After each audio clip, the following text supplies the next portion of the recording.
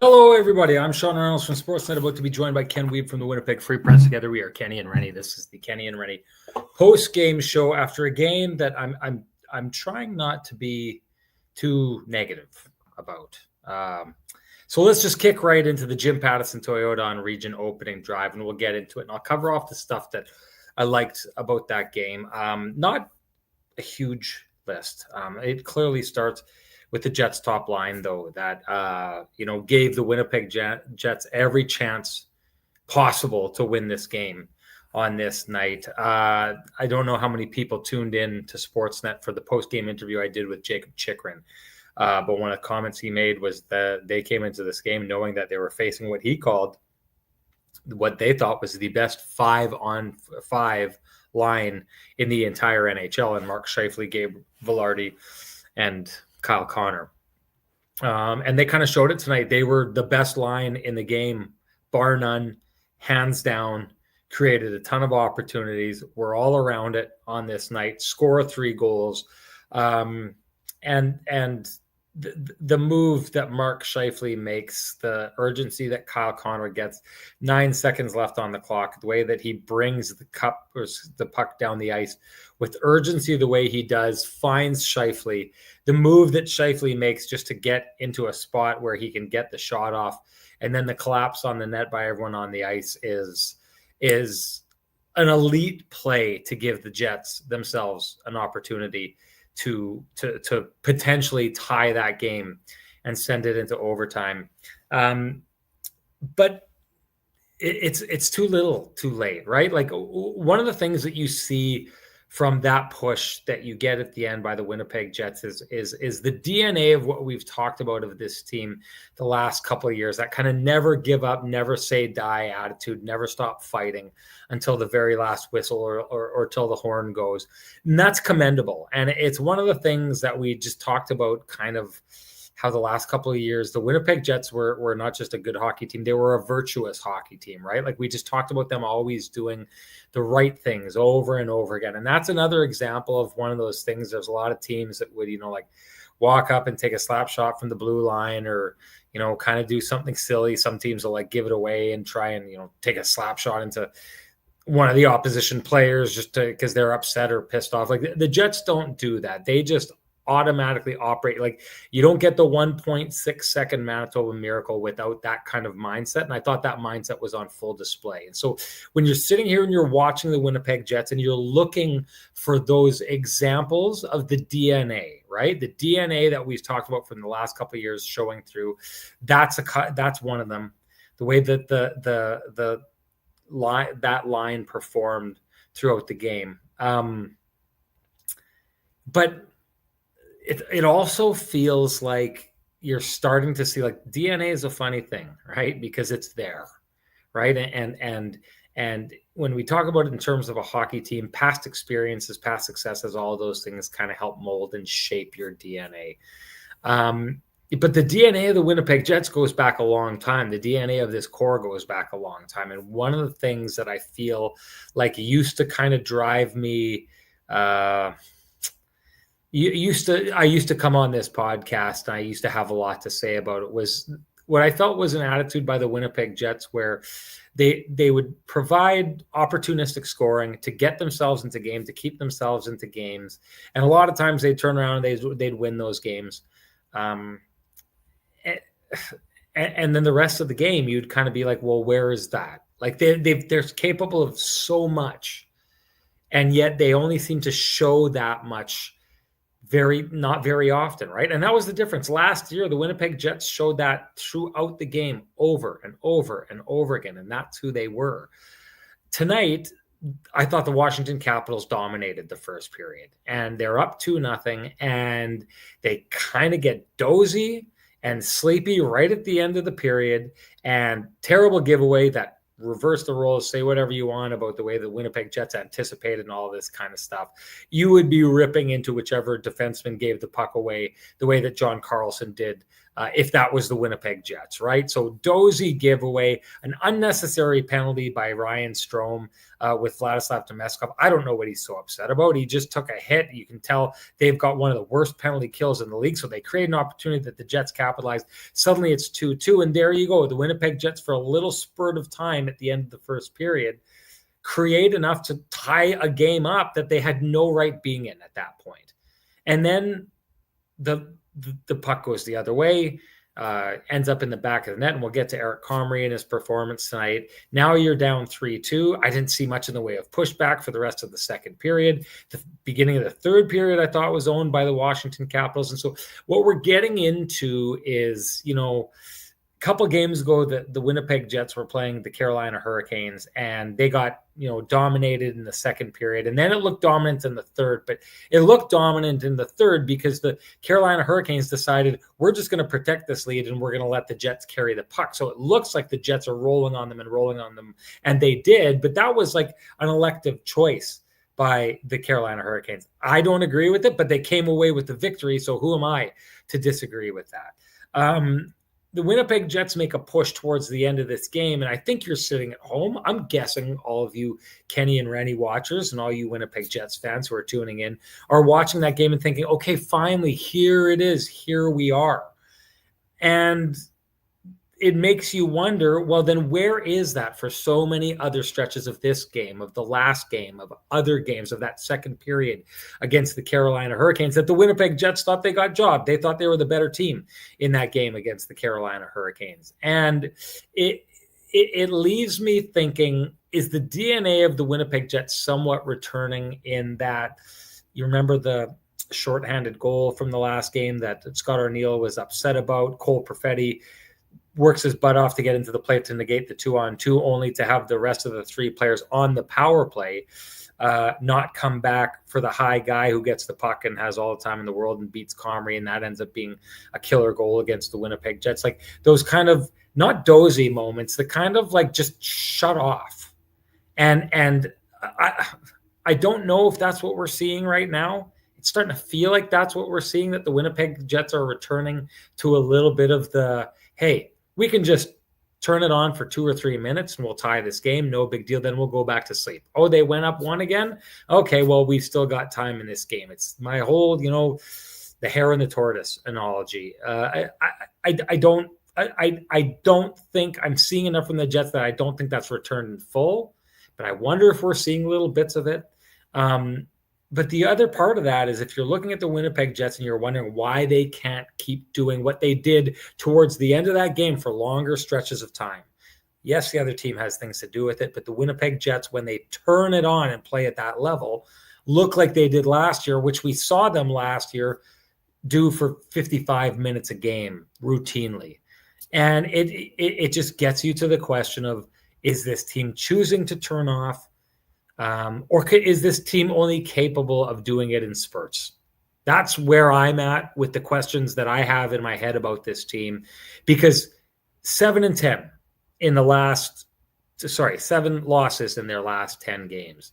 There's no excuse on this night for the Winnipeg Jets not to have everything they possibly have.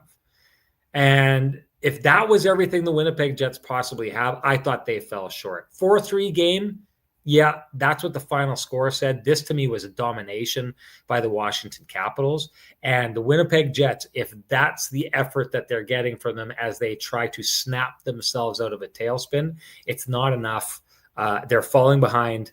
They're going to go into American Thanksgiving below the playoff line.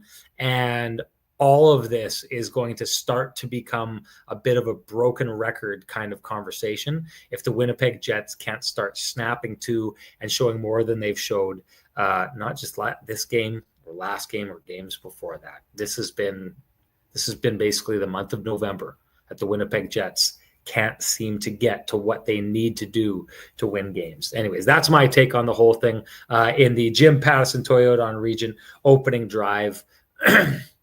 Sorry, I know it was a little bit of a downer, but sometimes you need to hear the truth, folks. Truth tellers out in full effect. And how's this for the truth? This November, it's time to Toyota at Jim Pattison Toyota on Region. Finance the 2025 Tacoma truck from 5.69% with up to a 1% loyalty rate reduction and a $1,750 accessory credit. But hurry, Offer ends December 1st. Visit Jim Pattison Toyota on Regent for a test drive today. All right, time to bring in the man with the best music in the business, folks. Maybe he'll have a cheerier outlook on the whole thing. Here comes Kenny.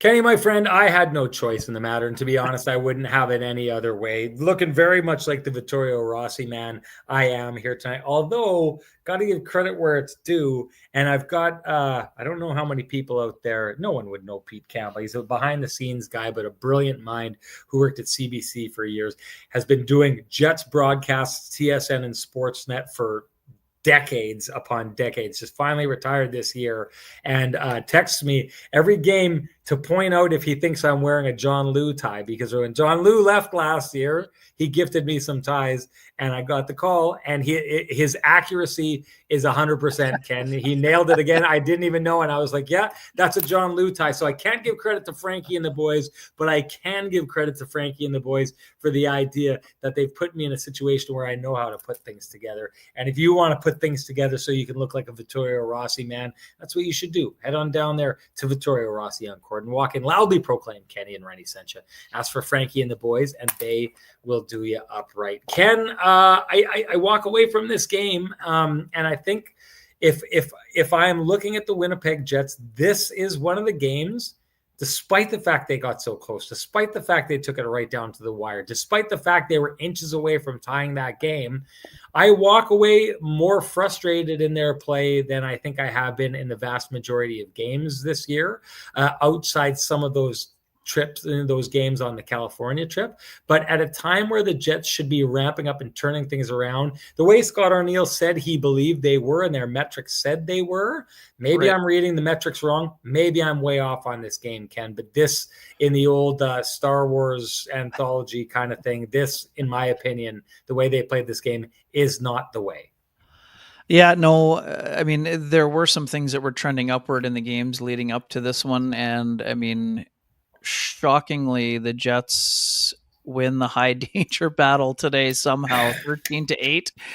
That's a bit of a head scratcher for me in terms of the plotting. Now, what you will buy is that 6 of those high danger chances were produced by the top line at 5-on-5. So, anyways, it's interesting, but no, I'm with you. I mean, I am not in the sunny. I'm in a place where there's plenty of sun, but I'm not shining this one up, Sean. I'm not. Wasn't coming out of the TV. No, this is that at least. Sorry, unless you're going to tell me differently from what you saw in person. But no, this was not sunny disposition here for the Winnipeg Jets. I ran a bunch of numbers that I'll share after I step away from the buffet table. But I'm sorry. I mean, this is not. You can't win this way over a sustained period of time. You can't win with one line producing. You can't win, with sub 900 save percentage.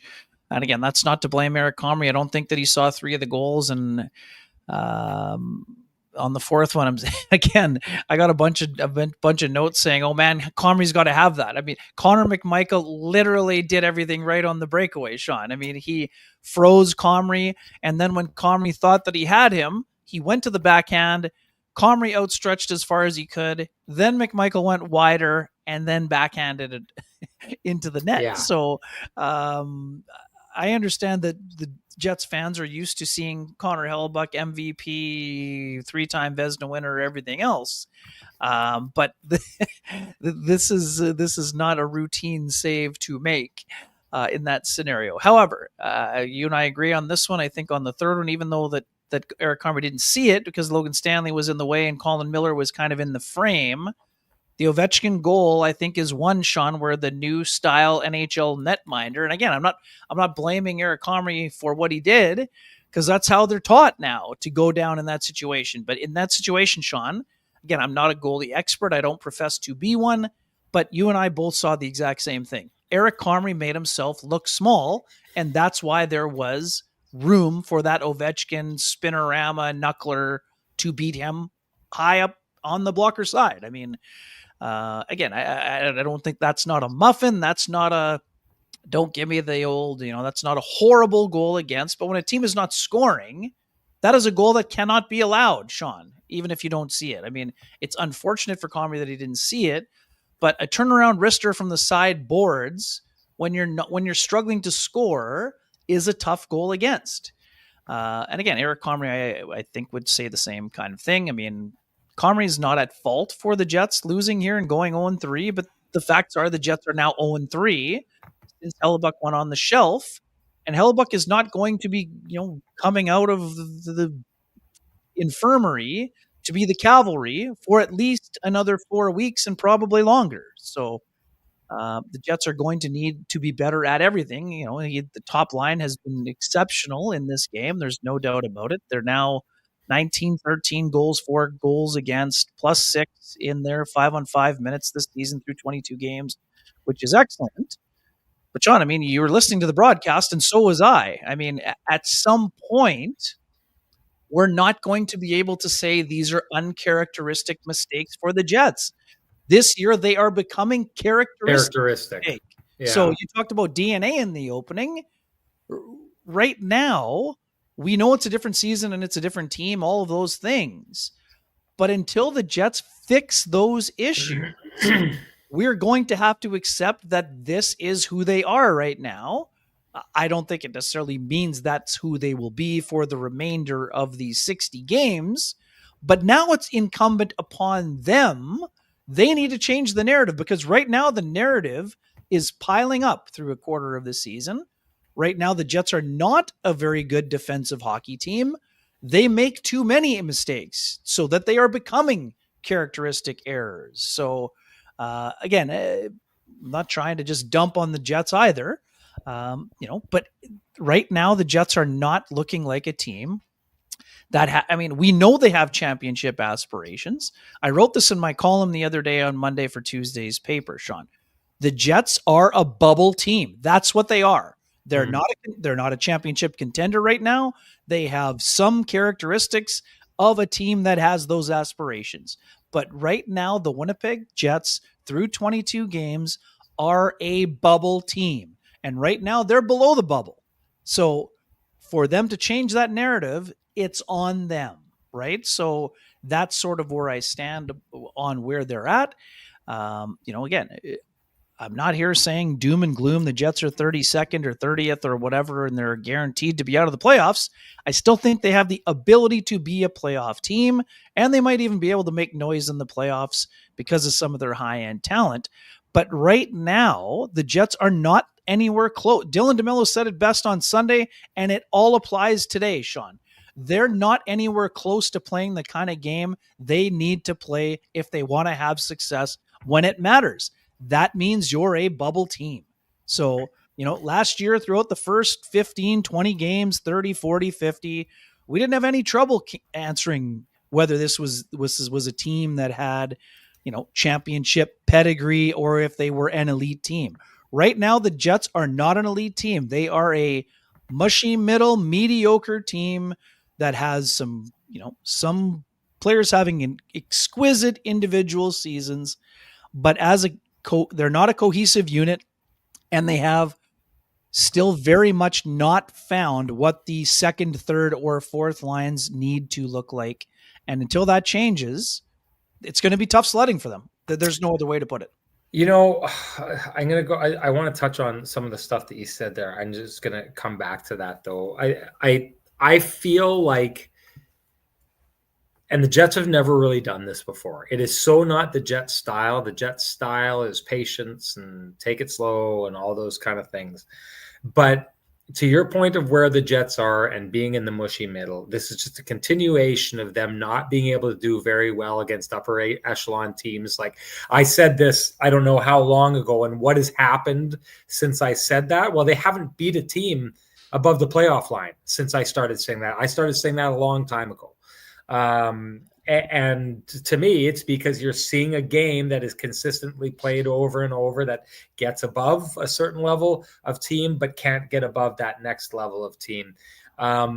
If you can't get what you want out of players or what you need out of players, and if you're at the stage where you're a quarter of the way through the season where you can't get that and you can't quite answer the question. Like I've got my opinions, Ken, and I know you and I disagree on this because at the beginning of the year, you thought that the roster as it's constructed can get up to speed. I'm not sure if you saw some of the I did. Yep. that my producer brought in here. Awesome.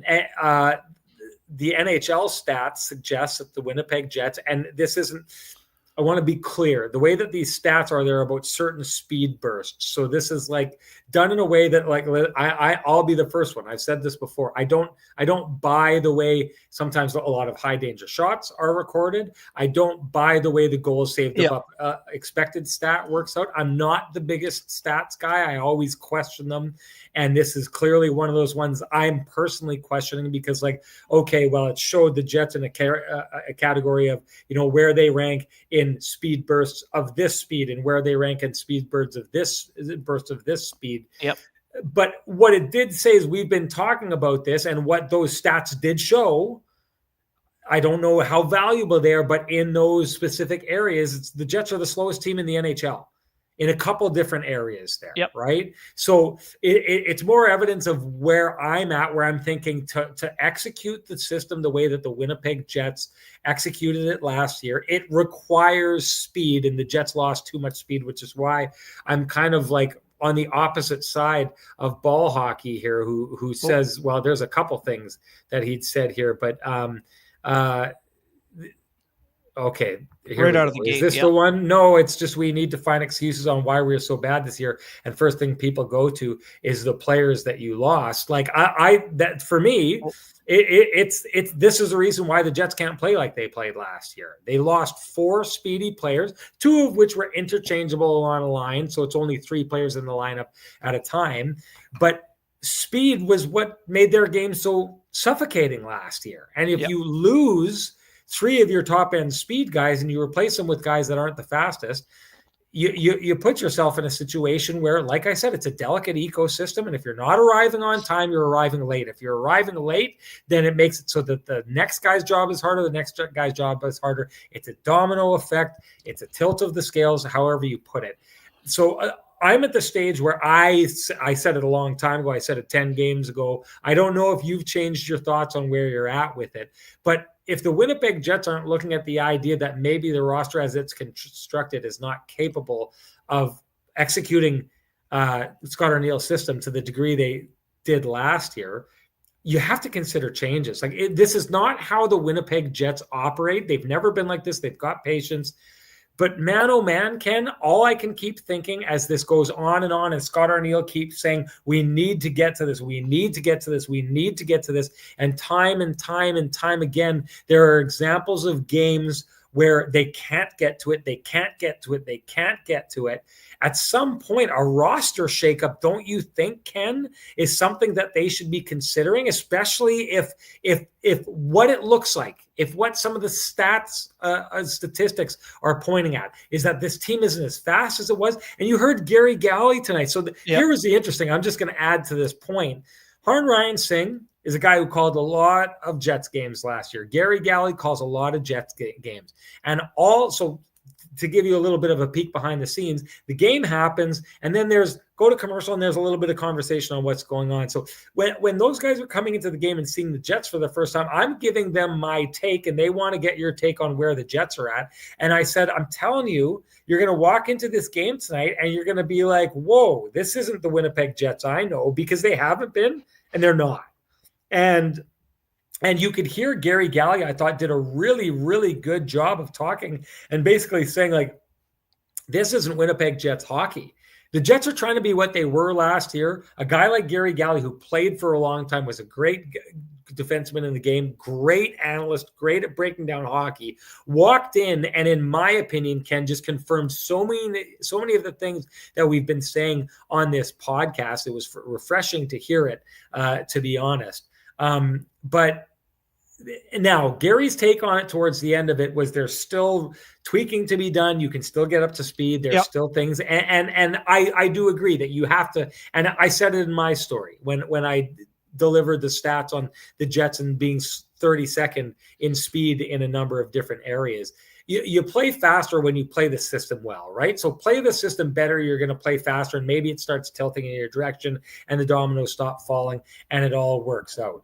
But I'm thinking to myself, at some point, especially if what we're seeing here continues, you can't fall too far if you're the Jets. I don't think the Jets are a team that can play that game that the Edmonton Oilers do, where they fall way out of it and they go and surge back in. I don't think that they can do that. I don't think you can rely on that.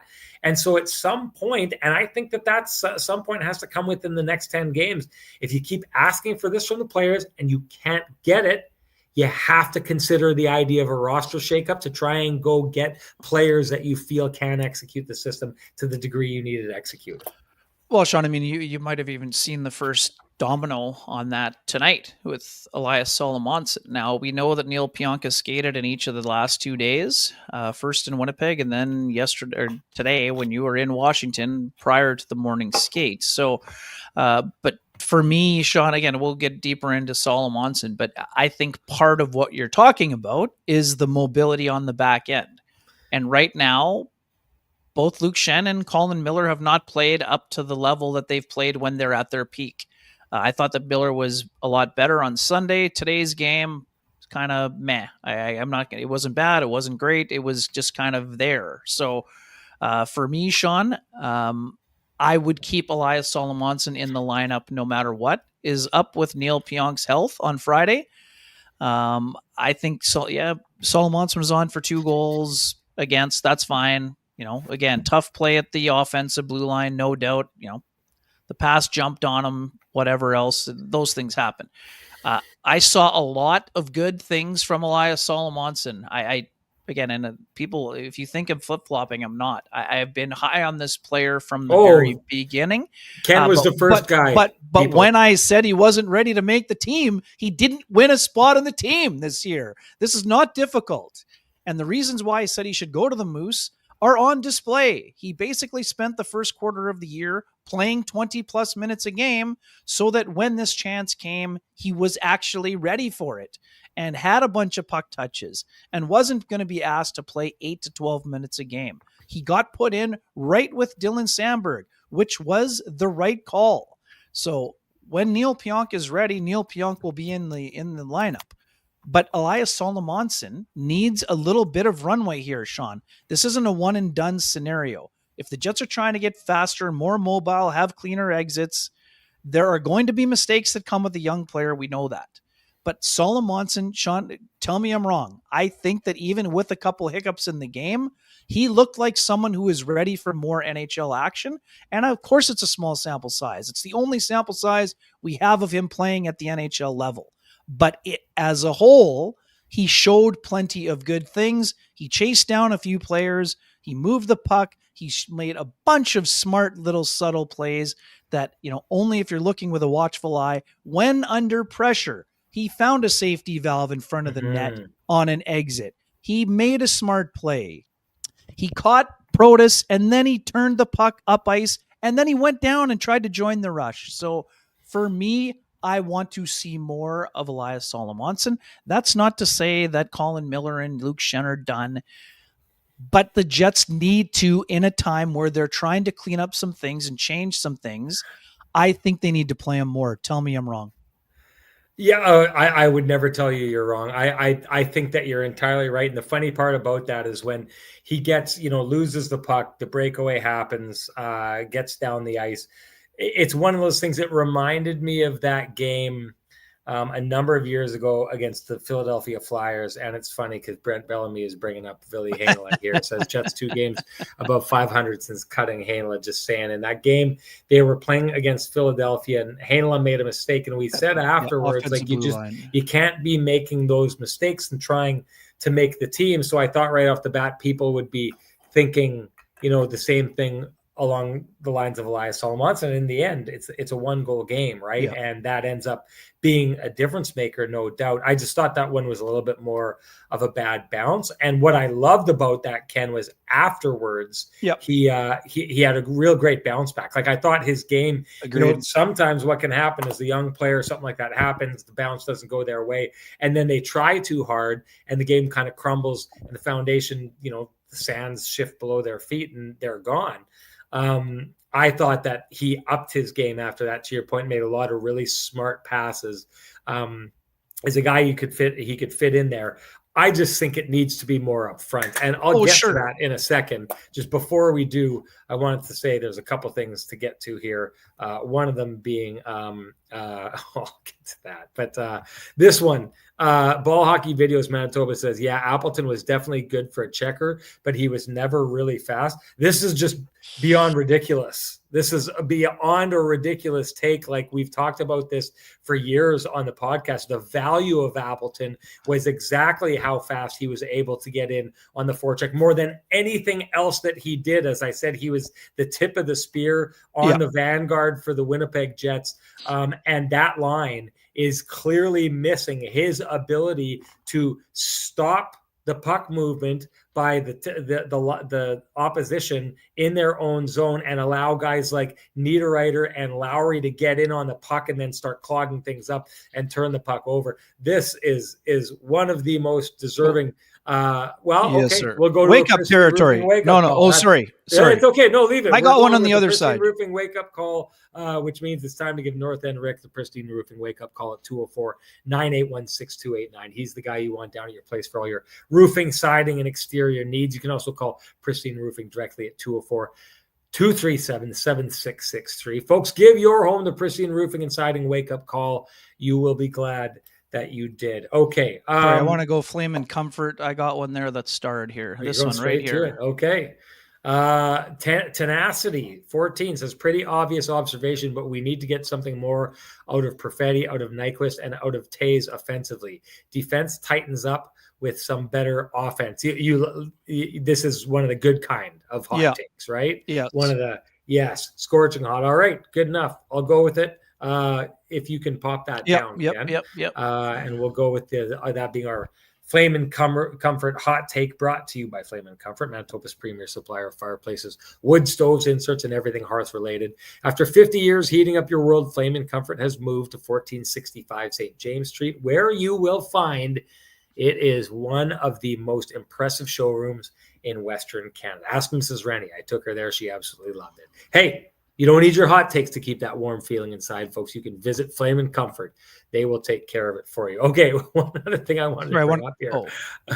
This is a good one. Steve Braun says, with 13.5 seconds left in the game, Gary Galley referred to Sean as Ryan Reynolds. I want everyone to know this, and this has happened, I'm telling you, Ken, for 20 years of my life. People get my name wrong fairly often, but it is never anything other than Ryan Reynolds. Every single time someone gets my name wrong, I think my mom did it once, for God's sakes. Every single time someone gets my name wrong, it's Ryan Reynolds. And start referring to him as your cousin. That's what Jim Toth always does. It's my cousin Ryan Reynolds. I always say that. I always say, well, I'll tell cousin Ryan you said hi and all that kind of stuff. And, I should probably take it as a compliment, maybe, that I'm getting mixed up with Ryan Reynolds. I don't know. Okay, I'll just say this. The theory for some people is not just necessarily that Ryan Reynolds is so famous that it just comes out of people's mouths. But I've had it from people before who suggested, well, you look like a Ryan, though. And I get it. You know what I mean? There are some names that people look like I'm like, hey, you look like a Troy or whatever. I do look like I could be a Ryan. I'm not saying I look like Ryan Reynolds, but I look like a potential Ryan. So anyways, The funny part about this isn't even the first time this has happened on air with Sportsnet. I'm pretty sure John Garrett did it last year or the year before as well. This may be the third time I've been referred to as Ryan Reynolds on Sportsnet's national airwaves. So to be honest, I kind of find it hilarious. I got a suggestion. Yeah. Put on a headband and you won't look like Ryan Reynolds. Okay. I'm here to help. I'm here to All help. right. Well, here, you tee it up. I got to go grab it out of the bag. Oh, man. I got something else to talk about first. Then we'll go back to the other commentary here. Yeah, I mean, just back to the Flamin' Comfort Award here. Here's a long list of the lack of secondary scoring here. Let me start here. Nino Niederreiter in the last 11 games, 1 goal, but he does have 4 assists. So he's been one of the more productive secondary scoring folks up front. Alex Iafallo, 2 goals, 3 points in the last 10 games. Jonathan Toews, 1 goal in the last 10 games. Vladislav Nemestikov, 0 points in the last 10 games. Morgan Barron, despite a great start, and I actually liked a lot of his first 2 periods today, 1 assist in his last 12 games. Gustav Nyquist, 3 assists in the last 12 games, 1 assist in 6 games since returning from injury. Tanner Pearson, 1 goal in his last 16 games. He had 2 goals, 3 points in the 2 games before that.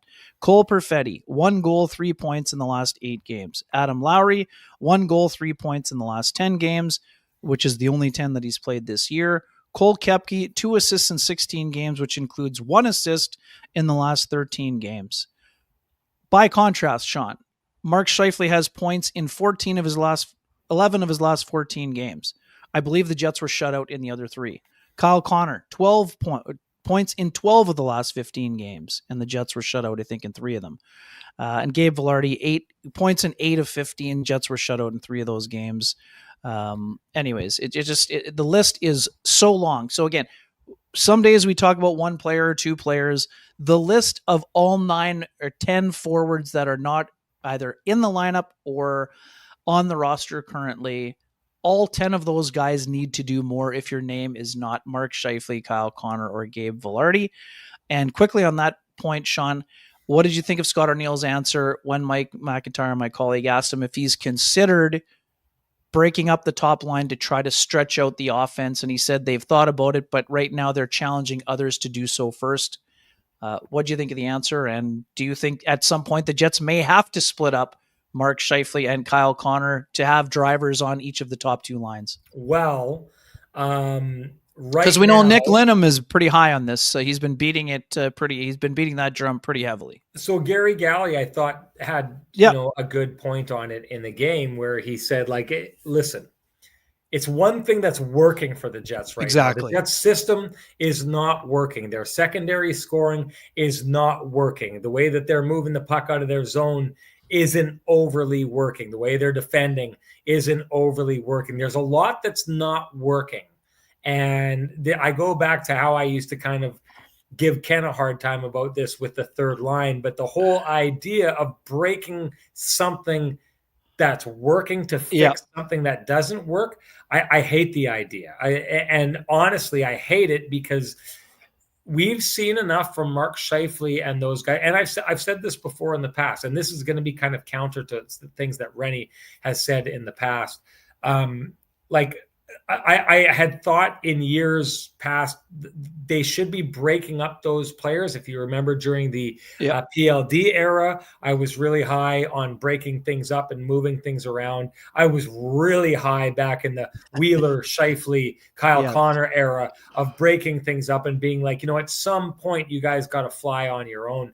But at this stage for me, Ken, this deep into their careers, Kyle Connor and Mark Scheifele have been playing together essentially nonstop since 2017 or something like that. The idea that those guys work together so often that they've got this built-in chemistry. Yeah. Why would you ever mess with that chemistry? Now, do I think that you could move guys around and get things done? I'll say this. I think that Kyle Connor's a driver, and I think he could go to a line, and I think he could make things work. And I think Mark Scheifele is a driver, and I think he could go to another line, and I think he can make things work. I think Gabe Vilardi great player. And this isn't to take anything away from him, but Gabe Vilardi, before he started playing with Mark Scheifele and Kyle Connor, was a guy that not much of the NHL was overly on fire about. Now he looks like one of the best scorers in the NHL, and his hands are showcased. He just plays off those guys so well. We've seen last year in the playoffs when Gabe Vilardi went cold, where that can lead. End of the season. It's pretty frustrating. I just think right now that okay, put it this way, Ken, before I would really dive into doing that, I would be going and looking at a trade and a roster shakeup before I would do that. That's how strongly I feel about that, because I still think what you're doing is it's like there's a video on the internet of a guy, I'm not sure what the term is, but he's like taking mud, and he's not mud, but like a drywall mud. And he's trying to fill a hole. And you can see that there's just not quite enough to fill the hole. So he scoops it from another area and fills in the hole. And now there's a hole in the other area. And then he scoops a little bit more. And he just spends about 5 minutes constantly stealing from one area to go fill the other area. And then stealing from another area to fill that area. And just going back and forth and forth. And the long and the short of it is he doesn't have enough mud to get it done. I think the way it's shaking down right now with the Winnipeg Jets secondary scoring is you could break those things up to try and get those guys going. I don't think the Winnipeg Jets have enough. And I wanted to actually, I told them that I was going to do this. I had a great conversation with, what's that? Sorry, go ahead. When you finish, I have a thought before we change topics. Okay. And sorry, I got to get into Renny villain mode. I got to get into character for this one. Okay. All right. Okay. I'm just going to, all right. Okay. I'm here. Take the glasses off.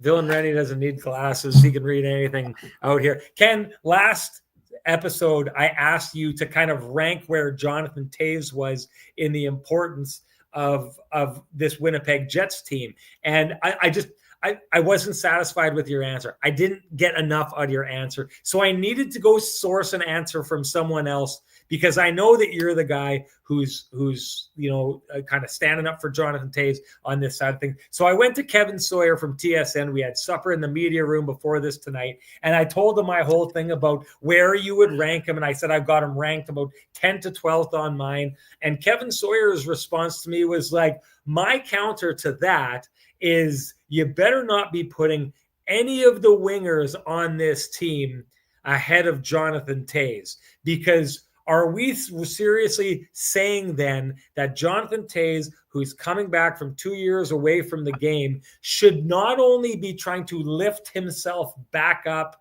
into, playing shape, but it's his job to drag up Cole Perfetti and Vladislav Nemesnikov along with him, or Gus Nyquist, or whoever else? And his point was like, listen, there's enough guys on this team right now who aren't doing what they're supposed to be doing, and Jonathan Toews maybe isn't used to being on a team and having wingers that aren't really accomplishing a lot. So I thought that was a great response by Kevin Sawyer. I had to go outside the podcast to source it. Sorry, Ken, I'm not going to make it a habit unless you make it a habit of not getting to the heart of the question like this, but I just had to bring that up. Sure, thank you. That's very helpful. I was going to do it, and I told him he seemed really excited that I was going to try and attack you with the premise. So I hope I did it justice there.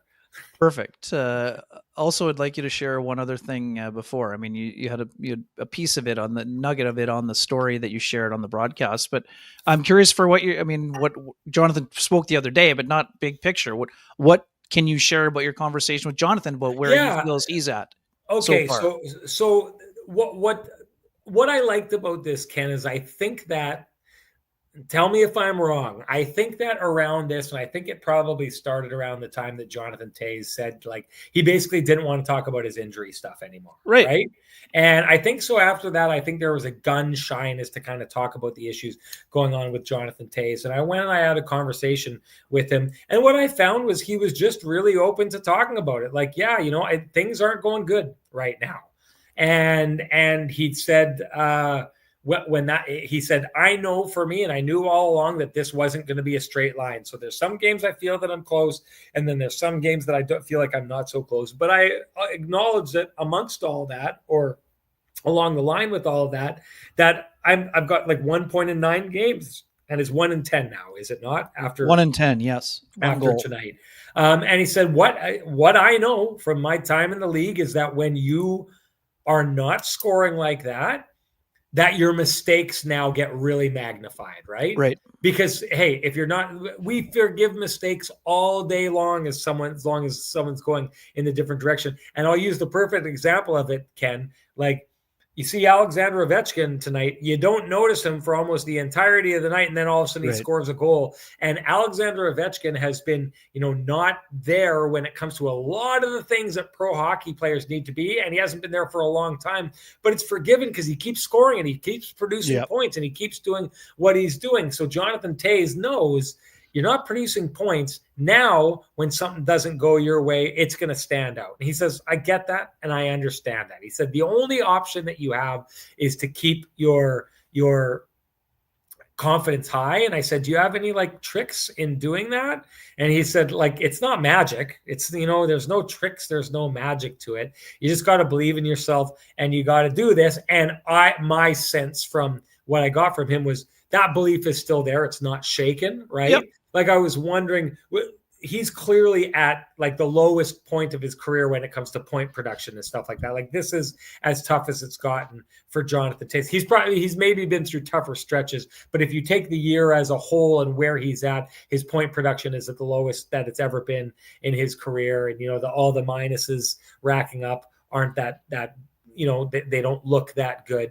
Well, that's the other thing. He's a Selke trophy winner. Like he knows that when you're not scoring, you can't get scored on. Exactly. And getting scored on. So the thing that he'd said and that he left it with was like, until this all clicks for me, acknowledging that it hasn't clicked, until this all clicks, it's going to be really tough.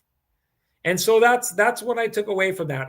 That like it's not one of these things you have to be like scared to talk about it, because Jonathan Toews isn't, like, let's be honest with ourselves. You don't get to be Jonathan Toews by being so thin-skinned that you can't acknowledge that you're not where you'd like to be or where you even should be or whatever. And that as the team is faltering, you want to be a solution and you haven't been a solution. So I thought it was an interesting conversation. Does it mean that he's on the way to getting there? I don't know the answer to that, Ken. I know you believe he's going to get there. First period was pretty good today. I know. Set up Barron and he had a really good chance. I believe that he's going to have to put together, or that the Jets should expect from him to put together a very significant stretch of hockey where what you believe he's going to be in the playoffs, he shows he's that. And it's got to be before the trade deadline, or you have to go out and you have to address it. And so trade night deadline's not tomorrow, but Olympic break's going to come in. It's going to split things up. There's not a lot of time to waste. Like Jonathan Toews, I think, is going to have to get going and going to have to get going soon. I think psychologically, he's giving himself the best possibility to be there. The question for me is whether his body's going to get to a place where he can execute what he's trying to do psychologically. Yeah, by the start of February, the last game before the break is what, February 4th? I mean, this is the Jets have got to know by then, and that's 3 months and a little bit. So agreed totally. I'm glad you were able to have that conversation with him. And again, I feel the same as I did before. I thought this first period was a great example. He sent Barron in on a partial breakaway, had a good chance himself, kind of ran into Duhaime. And Sean, he's on the ice in a 6-on-5 at the end of the game, and he just about ties it, right? I mean, the puck is laying there between Tom Wilson's feet. I'm not sure if somebody prevented his stick from getting underneath. I mean, two guys had a shot at it. Both Jonathan Toews and Josh Morrissey both had swipes at that puck at the end of the game. I've been saying this for quite some time. I wanted to see what he looks like with Morgan Barron, someone with that speed and tenacity. I thought they showed some nice things in the game. I didn't like how Gus Nyquist played with them, and he wasn't with them at the end of the game. I don't know what happened, Sean. You were in the building. I have no idea what Nyquist was doing on the second goal. He didn't get to the wall. He didn't check the guy on the wall. He didn't get up to the point man. That was a tough play. Again, a guy is struggling offensively, but now you can't let that trickle into your defensive game. That was a tough play for Nyquist, who is really struggling. And Sean, sorry, I'm going to press rewind quickly here. Again, I'm not in favor of breaking up Scheifele and Connor either right now, but I would consider putting Cole Perfetti with those guys as a way to try to get Perfetti going, because right now Cole is really in a funk. And right now, the way that Kyle and Mark are driving, I think maybe you could get Cole going with them. And now that Velarde is back feeling, you saw it in the game, Sean. Velarde's hands are back to elite level Velarde hands. Yeah. Play the Macarena, get it in tight, play at the blue line. I think that Gabe Velarde would be a great fit on a line with Toews and Barron. Anyways, just some food for thought. Again, I wouldn't necessarily leave it long term, but in a short sample, trying to get Perfetti going, and also because Velarde is feeling so good, you'd have a guy who's finishing at essentially at the next best rate to Connor and Scheifele. Now you're spreading it out a little bit, but only as a temporary solution. Then I would bump those guys back once they're going. But right now, Perfetti's really not going. I mean, there's no other way around it right now. Not at all. I mean, great. We're going to mention his name in a short amount of time because of a good defensive effort, but Cole's not going. And the Jets are not going to get going unless Perfetti gets going, which is why I would consider putting Velarde with Toews and Barron, or whatever way you want to construct those second, third, and fourth lines. I just think, haven't we seen examples of them splitting up that top line before? And when Gabe Velarde is away from those guys, doesn't it just dry up for him? So once in a while, yes. I mean, it has certainly but that was coming out of injury again. So I don't necessarily like that example, Sean. So I just think that Perfetti is, again, he and Mark are close. They've spent time together. I think that they might be able to put him in some advantageous scenarios where he could get another cookie like he got in that power play goal in Calgary. The Jets got to get Cole Perfetti going. There is, and again, I'm not heaping all of the blame or pressure on Perfetti, but this is simple. They were counting, you asked for the rankings. The Jets were counting on Cole Perfetti to be one of their top, let's say, between the fourth and sixth most important forward. Right now, he's not there. Yeah. And he can get there, but he's not there right now. There's absolutely no doubt about it that the Winnipeg Jets need more secondary scoring, whether it's from Cole Perfetti, whether it's from Nyquist, whether it's from Jonathan Toews. The list goes on and on. Lowry, Niederreiter, all those things. They need more scoring, and this team, it's hard to see them turning around their fortunes until they get that scoring. Good thing for you folks at home is you can always score a great rate with Cambrian Credit Union. Getting a mortgage doesn't have to throw you off your game.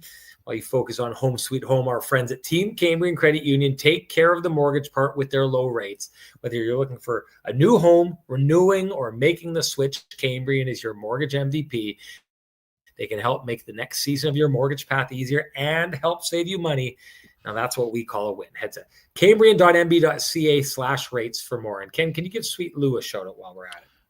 For sure, I can. For folks who have realty needs you'd like to have met, contact our main man, Lou Ferlin, at Royal LePage Dynamic Realty, 204-791-9971, or at the office, 204-989-5000.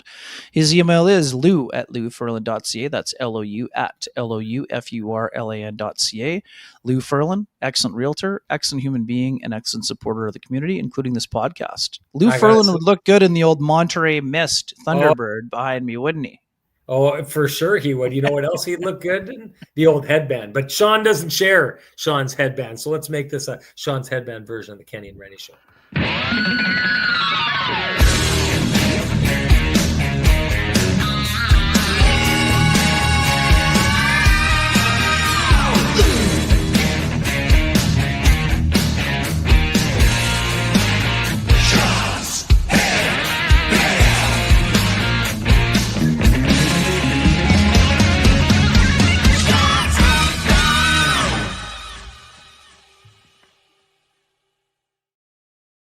I'm making Glenn and Jonah at Myers Drugs work for it these days, but hey, they've never been adverse to working for it. You go down, give Myers Drugs a chance, you'll see they'll work for whatever they need to do to get your business, including delivering anywhere across the city like they've done for a long time. So if you have any pharmaceutical needs, if you have any health food needs, supplement needs, you know where to go. Check out Myers Drugs and tell Glenn and Jonah that Kenny and Renny sent you when it's time. Okay, I guess it's time to get into the Johnson Group Got You Covered play of the game. What do you got, Ken? Yeah, I just mentioned Perfetti, and I mean, exceptional effort defensively. It looked like it was going to be an easy empty net goal for Connor McMichael, but just an exceptional play by Perfetti to block the shot and then scoop it off the goal line as well. So to me, that was a pretty easy choice here. Yeah, and you know what it adds to, Ken? It adds to what Great I was effort. saying before about, the way that Kyle Connor does the right thing, bringing the puck down the ice. Mark Scheifele pulls off just like grade A move to get it there. Like all these little dominoes that needed to fall to give the Winnipeg Jets a chance to win that game. They all fall because of the effort put in and Cole Perfetti's effort there. It's not a chance if Cole Perfetti isn't there with the Johnston Group got you covered play of the game. And hey, do you run a small business in Canada? Look to Canada's #1 employee benefits plan, Chambers Plan, to give you a competitive edge. Chambers Plan is the simple, stable, smart choice for over 30,000 businesses countrywide. Visit chamberplan.ca to learn more. Ken, funny story. When I talked to Dylan DeMello today, and I went to him and I apologized for not asking him the question about that play. And I said to him, Ken and I have a podcast. And he said, and he was aware that we had the podcast. And I said, we've got this Johnston Group Got You Covered award that we hand out for, that unheralded play of the game that really is kind of like makes all the difference. I said, you win it all the time. I said, that one was like the ultimate. Oh, that's the gold medal right there. That's absolute gold medal right there. That will be the #1 ranked Johnston Group Got You Covered play of all time. And deadpan, he said, so what do I win? You know what? He's gonna win. He's gonna win a segment on the Kenny and Renny show. That there's good news for us, bad news for him. I dug into my pocket and I found a piece of gum and some lint, and that wasn't enough for it. So you and I need to start thinking of gifts that we can prize to Dylan DeMello for the Johnston Group Got You Covered play of the game, because I just thought that it was good the way that he just he's like, oh, that means a lot. So what did I win? What's in it for me, right? I was like, appreciation, I don't know. Anyways, I just thought it was Dylan DeMello, one of the all-time nice guys, a great interview, and probably, as we've said this before, like embodies the kind of ideals of like the Johnston Group Got You Covered play of the game, because he's just that guy over and over and over again. Just basically does whatever he can, whatever he needs to, never gives up to try and give the Winnipeg Jets a chance to win. Keg save of the game. What do you got? I think it's whatever combination of Charlie Lindgren and Tom Wilson and whoever else was laying down on the ground at the end of the game, Sean, because it honestly looked like the Jets were going to tie it up. It looked like they had nothing going, and then Mark Scheifele toe drags Farabee, and all of a sudden there's a scoring chance, and the puck is laying there. Lindgren can't find it, but he kept it out of the net. So again, that's the second game in a row I'm going with a visiting winner, but that's just the way it goes. When a team has lost 3 in a row and has gone 3-7 in their last 10, that's just the way it's going to go. I thought, just to touch on it quickly, I thought Comrie actually played a pretty decent game. Agreed. Like you, I thought that the 3 goals that he allowed at the beginning of the game, he got beat on the breakaway. Do I think that Connor Hellebuyck would have stopped it? I think Connor Hellebuyck would have more likely stopped that breakaway than longer leg. He kicks it out. Yeah, I think so. Yeah, I was thinking that because, but the way that he plays that, he gets frozen and then he pushes to extend to try and catch the puck with his toe, and it's just not there. So part of me is thinking, well, Connor Hellebuyck's a little bit longer, his toe would get there. Except I just know that Connor Hellebuyck wouldn't have got frozen like that. I think he would have pushed over. Pretty good move, though. Great move. I mean, I hold the shot pretty well. Yeah. I just don't think that he would have got beat on that, but that's definitely just like an opinion kind of thing. But what was the first thing that I texted you, as you talked about on this show earlier? The first 3 goals that go in, I was kind of not arguing, but in my hockey group, there was someone who was upset with the goals that Comrie had allowed. And it's like, listen, if the Jets had scored those 3 goals, what would we be doing on this podcast? We would be commending them for taking the goaltender's eyes away, right? Yeah. And that's what the Winnipeg Jets have done in years past. That's what they're really good at. The Washington Capitals got out and took his eyes away on this night. And it's like, you got to let your goaltender see the puck. I understand those. Well, 2 of them, the Jets took his eyes away.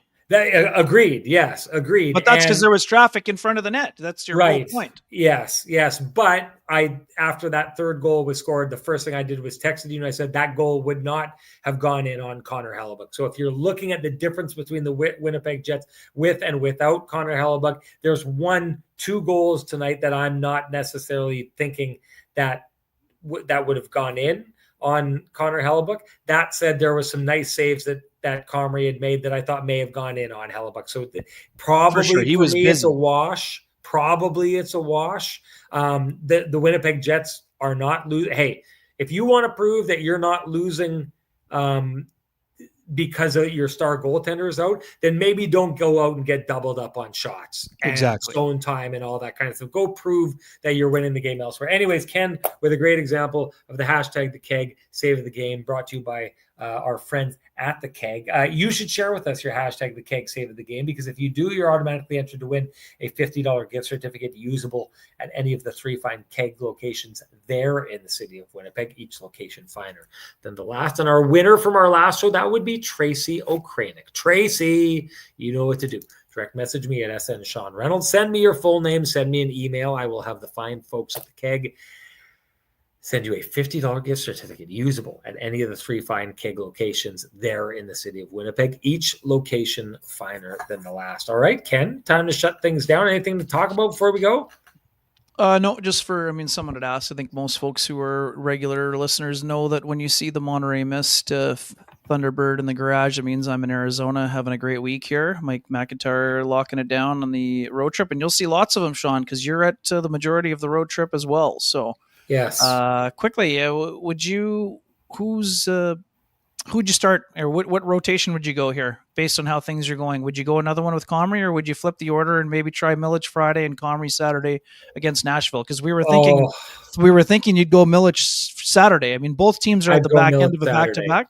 You would, yeah. I'd go Milic Saturday, yeah. Like to me, like that's how I see it. Every advantage there lies with the Jets, right? Because it's, I think it's less travel for them to get to Nashville.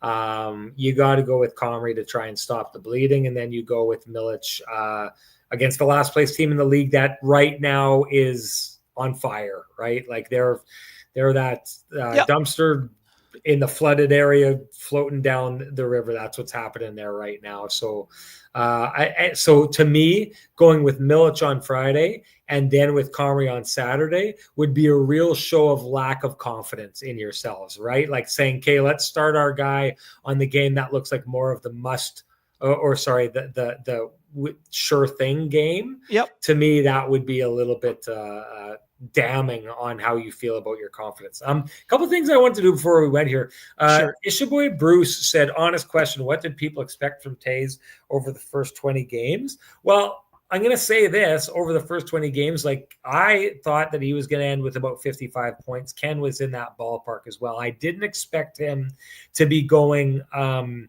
have as many minuses as he's had, and I didn't expect him to be going 10 games essentially without a point, or 1 point in 10 games, right? Like I thought it would be here and there. And I don't like the idea of, I don't like the idea of being overly harsh on someone who's coming back and is building his game towards something. I don't necessarily want to be that guy, but I equally don't want to be the guy that excuses everything that's happening and says, what did we expect? Take it easy, blah, blah. Like there's expectations that come with this.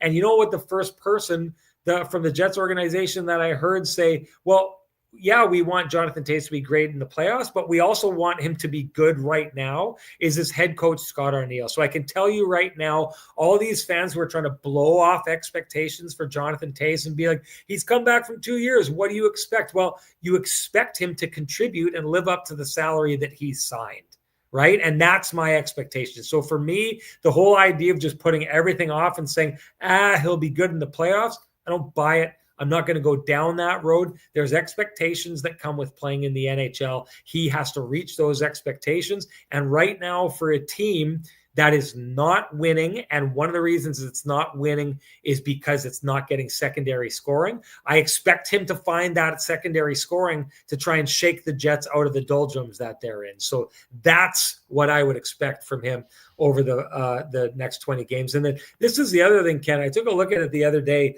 People are saying, look at Florida losing. Why injuries? Well, one, you just picked Florida, whose best player, who's maybe one of the best players when it matters most in the league over the last couple of years, and Alexander Barkov is one of the people missing. The Jets, I looked the other day. I don't know what And it Kachuk. is now that. What's that? And Kachuk. And Kachuk. I mean, Barkov for the two-way game, but I mean, Kachuk is a driver for them also. I mean, no doubt. But so this is clearly apples and oranges, but it's beyond apples and oranges is in the idea that I looked the other day and the Winnipeg Jets were 13th in the league in man games lost.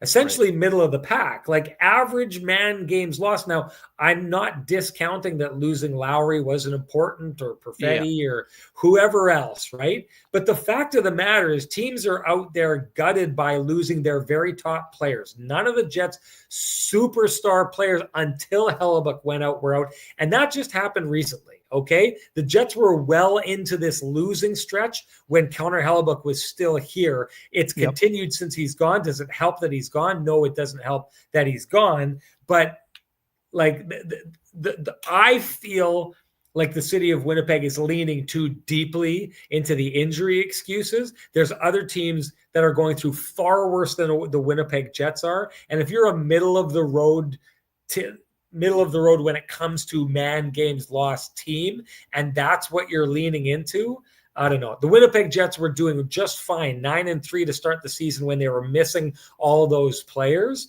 Integrating them has a little bit tough, but if you can survive being without them, you can survive integrating them. And I just think people need to stop leaning into the injury thing. So many other teams have it so much worse, and it just kind of sounds like sour grapes. It sounds like excuses to me.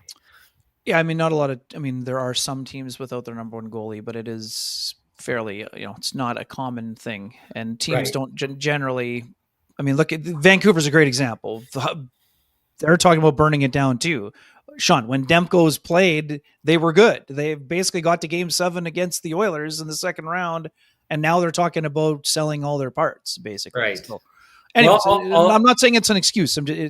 I'm with you. There's lots of teams missing lots of good players. I mean, there's no I'll doubt say about this. that. I'll say this. It's been 4 games now since Connor Hellebuck has been gone. 3. They won the first, 4. Sorry. 4 straight games. They won the first one. Comrie's was a scheduled start. The Tuesday start was a scheduled start. I know. I'm just saying I think they knew behind the scenes. Oh, sorry. Okay. Yeah. Gotcha. So 4 games. They won the first one. Yep. They lost the next 3. The first game that they won was against a team below the playoff line. The next 3 games that they lost are against teams above the playoff line. We had established and talked about the Jets struggling against upper echelon teams and beating lower echelon teams long before Connor Hellebuck left. So if we turn around, if it turns around and the Winnipeg Jets beat the Nashville Predators on Saturday, and then they beat the Buffalo Sabres, but they lose to the Carolina Hurricanes on Friday, and people are trying to attribute that to Connor Hellebuck being gone, it's just a continuation of the pattern that had been set long before he left. Anyway, anything? No, totally fair. But I mean, the Jets also played, patches that were much better Friday and Sunday. But I mean, anyways, regardless. Yeah. Interesting development. This has nothing to do with the Jets necessarily, but Lauren, for folks who'd been wondering, Lauren Brossoit getting close to being back on the ice. Be interesting to see how that unfolds, because it looks like he will be traded somewhere.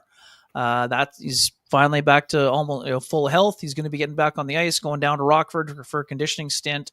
Lots of teams are looking for goaltending help, so I'll be watching his name. The Edmonton Oilers are interesting, right? I mean, at one point he was in their organization, so I do think that it'll be interesting to see who's in the market for Lauren Brossoit. Right. Yes. Interesting stuff. Okay. That's it for us, folks. Thanks for coming along for the drive with us. Got to say, if you appreciate the conversations happening in this space, we would implore you to appreciate our sponsors who fight to keep the conversation going in this space. For us, that's Jim Pattison Toyota on Regent, Vittorio Rossi, Cambrian Credit Union, Pristine Roofing, Sweet Lou Ferlin, Flame and Comfort, Myers Drugs, the Johnston Group, the Kenny and Renny OGs, and of course the Keg. Thank you to them. Thank you to all of you folks. We will reconvene and do this all over again on Friday when the Winnipeg Jets go for the revenge game against Nikolai Ehlers and the Carolina Hurricanes. Talk to you then. Bye bye.